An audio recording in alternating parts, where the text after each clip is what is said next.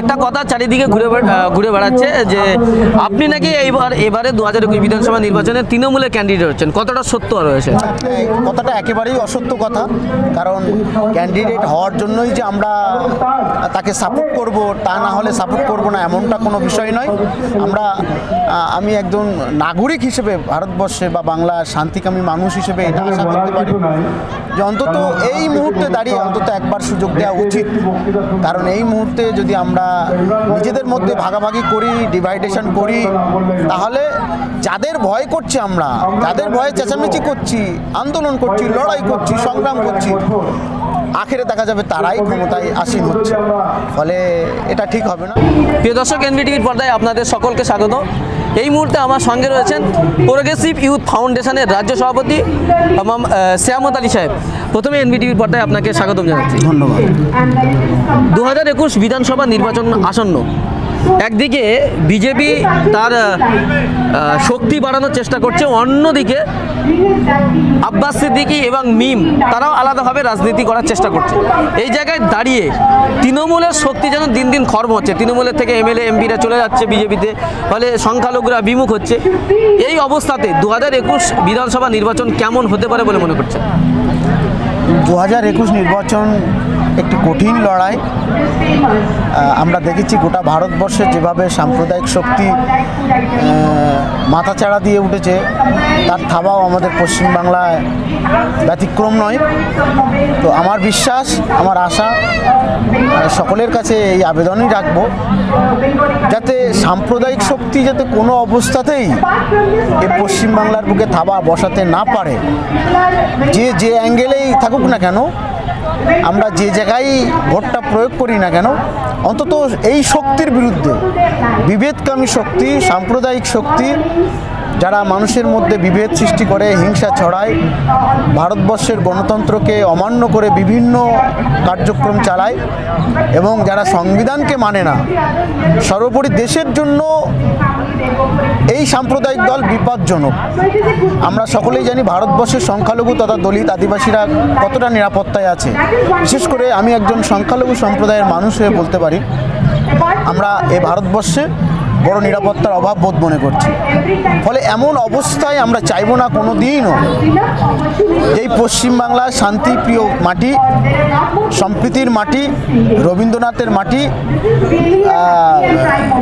শ্রীরামকৃষ্ণ পরমহংসের মাটি, ক্ষুদিরামের মাটি, এখানে সাম্প্রদায়িক শক্তির কোনো মতেই জায়গা দেওয়া যেতে পারে যায় না। তাহলে সংখ্যালঘু একজন লিডার হিসাবে সংখ্যালঘুদের কি বার্তা দেবেন, কি বলবেন? আমার এই মুহূর্তে মনে হয়েছে যারা ক্ষমতায় আসতে পারে এইরকম সম্ভাব্য কোনো দলকে সাপোর্ট করা এই মুহূর্তে উচিত। দাবি বা সমস্যা বা অনেক কিছু থাকতে পারে, নিশ্চিতভাবে সেগুলো থাকবে এবং সেটা আদায়ের জন্য অনেক মাধ্যম আছে, কিন্তু ওই সমস্ত বিষয় সামনে টেনে এনে আমরা বৃহত্তর স্বার্থে অন্তত সাম্প্রদায়িক শক্তির মতো একটা বড় শক্তিকে আমরা যেন এতে কোনো মতেই আশ্রয় না দিয়ে ফেলি। সাম্প্রদায়িক শক্তির বিরুদ্ধে যে বা যারাই আসুক না কেন, আছে না কেন, তাদেরকে অন্তত আমরা সাপোর্ট করব, সে যে অ্যাঙ্গেলেই থাকুক না কেন। তারপরে ইলেকশনের পরে দেখা যাবে। তাহলে আমরা দেখতে পাচ্ছি মিম এবং আব্বাস সিদ্দিকী মুসলিমদের নিয়ে আলাদা ভোট ব্যাংক করার চেষ্টা করছে। সেক্ষেত্রে মুসলিম সমাজ বা সংখ্যালঘু সমাজ কি তাদের সাপোর্ট করা উচিত বলে মনে করেন? আমি এই মুহূর্তে দাঁড়িয়ে এই কথা বলতে পারি, যে কথা আপনি নাম নিয়ে বলছেন, বাম কংগ্রেস বা অন্যান্য আদার্স যারা আছে, তারা জোটবদ্ধভাবে যদি ক্ষমতায় আসার মতন সম্ভাব্য জায়গায় থেকে থাকে, যদি বাংলার মানুষ, সংখ্যালঘু মানুষের মনে হয় যে ওরা নিরাপত্তা, ওরাই ভালো কাজ করবে বা ওরা ক্ষমতায় আসতে পারে, এরকমটা যদি মনে হয়, তাহলে তাদের সাপোর্ট করা ঠিক আছে। কিন্তু আমার ব্যক্তিগতভাবে আমার মনে হয়েছে এই মুহূর্তে বাম কংগ্রেসের কোনো অস্তিত্ব নেই, তারা ক্ষমতায় আসতে পারা একেবারেই অসম্ভব বলে আমার মনে হয়েছে। তো ক্ষমতায় যারা আসতে পারে এইরকম একটা সম্ভাব্য অসাম্প্রদায়িক দলকে সাপোর্ট করা উচিত। তো এই মুহূর্তে আমরা দেখেছি তৃণমূল ছাড়া আপাতত ক্ষমতায় আসার মতন সম্ভাব্য কোনো দল নেই। অন্তত অনেক কিছু সমস্যা থাকলেও, দাবি দাওয়া থাকলেও সেগুলো ভুলে অন্তত তৃণমূলকে আপাতত এই মুহূর্তে একটাবারও হলেও একটু সুযোগ দেওয়া উচিত, এটা আমার মনে হয়েছে। একটা কথা চারিদিকে ঘুরে বেড়াচ্ছে যে আপনি নাকি এবারে 2021 বিধানসভা নির্বাচনে তৃণমূলের ক্যান্ডিডেট হচ্ছেন, কতটা সত্য রয়েছে?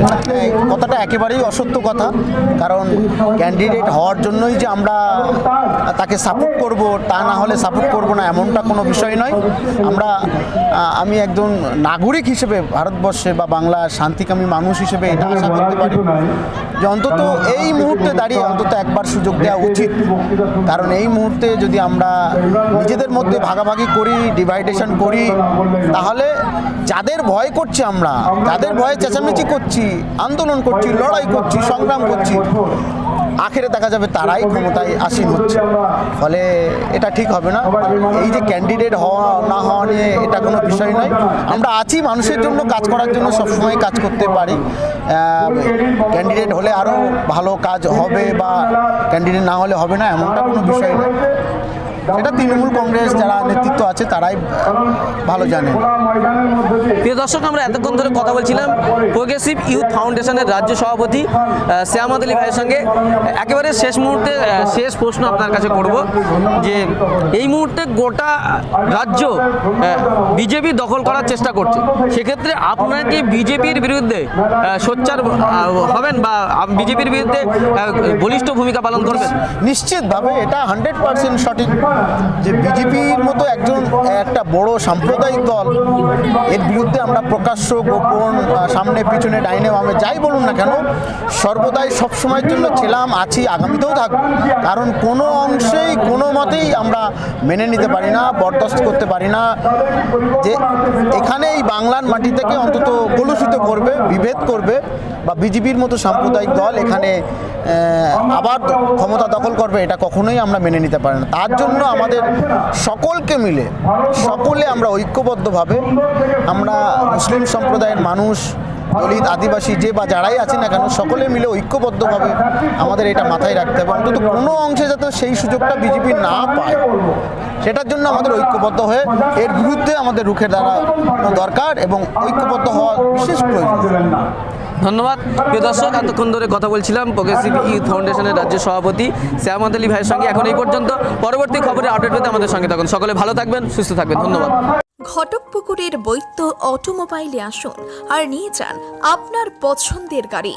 এখানে বিভিন্ন কোম্পানির 3 চাকা, 4 চাকা ও 6 চাকার গাড়ি নগদ ও সহজ কিস্তিতে পাওয়া যায়।